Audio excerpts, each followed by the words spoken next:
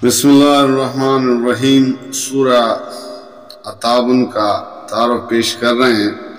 نام سورہ آیت نمبر 9 کے فکر ذالک یوم التغابن سے ماخوذ ہے، یعنی وہ سورہ جس میں لفظ تغابن آیا ہے۔ زمانہ نزول مقاتل اور کلبی کہتے ہیں کہ اس کا کچھ حصہ مکی ہے اور کچھ مدنی۔ حضرت عبداللہ بن عباس اور عطا بن یسار کہتے ہیں کہ ابتدا سے آیت نمبر 13 تک مکی ہے اور آیت نمبر 14 سے آخر تک سورہ مدنی ہے، مگر مفسرین کی اکثریت پوری سورہ کو مدنی قرار دیتی ہے، اگرچہ اس میں کوئی اشارہ ایسا نہیں پایا جاتا جس سے اس کا زمانہ نزول متعین کیا جا سکتا ہو، لیکن مضمون کلام پر غور کرنے سے اندازہ ہوتا ہے کہ غالباً یہ مدینہ طیبہ کے ابتدائی دور میں نازل ہوئی ہوگی۔ اسی وجہ سے اس میں کچھ رنگ مکی صورتوں کا سا اور کچھ مدنی صورتوں کا سا پایا جاتا ہے۔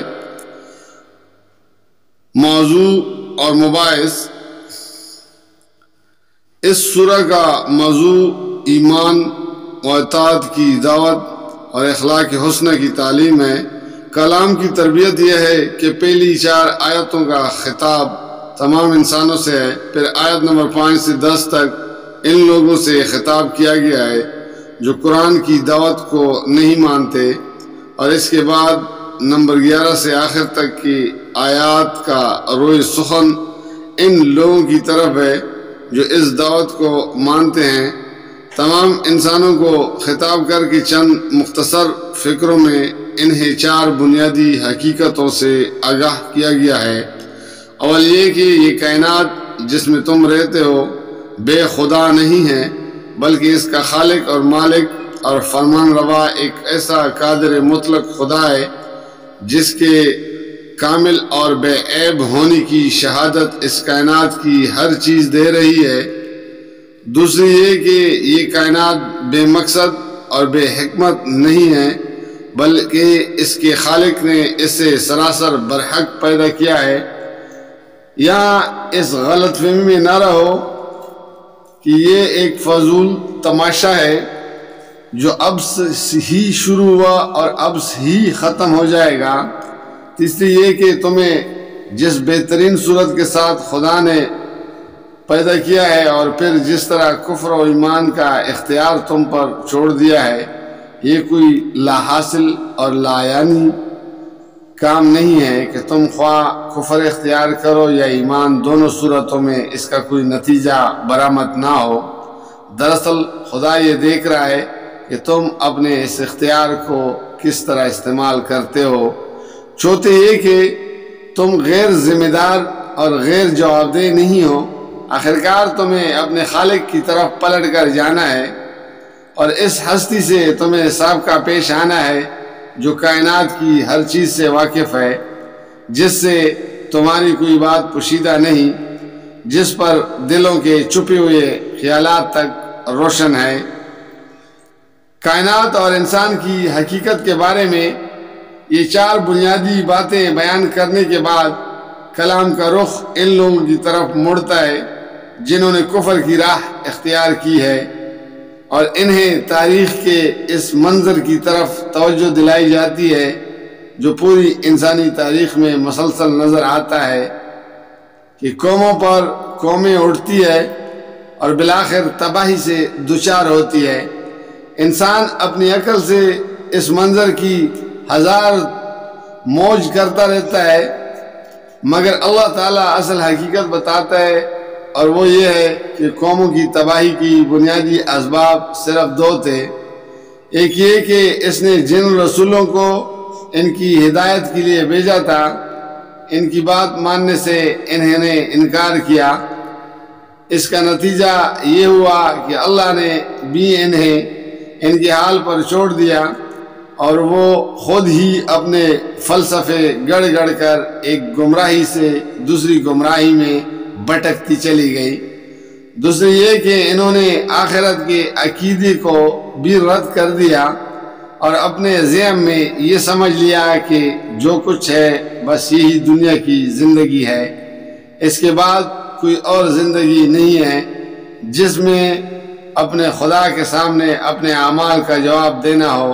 اس چیز نے ان کے پورے رویہ زندگی کو بگاڑ کر کے رکھ دیا، اور ان کے اخلاق و کردار کی گندگی اس حد تک بڑھتی چلی گئی کہ آخرکار خدا کے عذاب ہی نے آ کر دنیا کو ان کے وجود سے پاک کیا۔ تاریخ انسانی کی یہ دو سبق آموز حقائق بیان کر کے منکرین حق کو دعوت دی جاتی ہے کہ وہ ہوش میں آئیں، اور اگر پچھلی قوموں کا سا انجام نہیں دیکھنا چاہتے تو اللہ اور اس کے رسول اور اس نور ہدایت پر ایمان لے آئیں جو اللہ نے قرآن مجید کی صورت میں نازل فرمایا ہے۔ اس کے ساتھ ان کو خبردار کیا جاتا ہے کہ آخرکار وہ دن آنے والا ہے جب تمام اولین اور آخرین ایک جگہ جمع کیے جائیں گے، اور تم میں سے ہر ایک کا غبر سب کے سامنے کھول جائے گا۔ پھر ہمیشہ ہمیشہ کے لیے تمام انسانوں کی قسمت کا فیصلہ اسی بنیاد پر کیا جائے گا کہ ایمان و عمل صالح کی راہ کس نے اختیار کی تھی اور کفر و تکذیب کی راہ پر کون چلا رہا تھا۔ پہلا گروہ ابدی جنت کا حقدار ہوگا اور دوسرے گروہ کے حصے میں دائمی جہنم آئے گی۔ اس کے بعد ایمان کی راہ اختیار کرنے والوں کو مخاطب کر کے چند اہم ہدایات انہیں دی جاتی ہے۔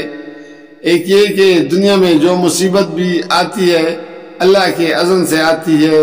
ایسے حالات میں جو شخص ایمان پر ثابت قدم رہے اللہ اس کے دل کو ہدایت بخشتا ہے، ورنہ گھبراہٹ یا جھنجھلاہٹ میں مبتلا ہو کر جو آدمی ایمان کی راہ سے ہٹ جائے اس کی مصیبت تو اللہ کے اذن کے بغیر دور نہیں ہو سکتی۔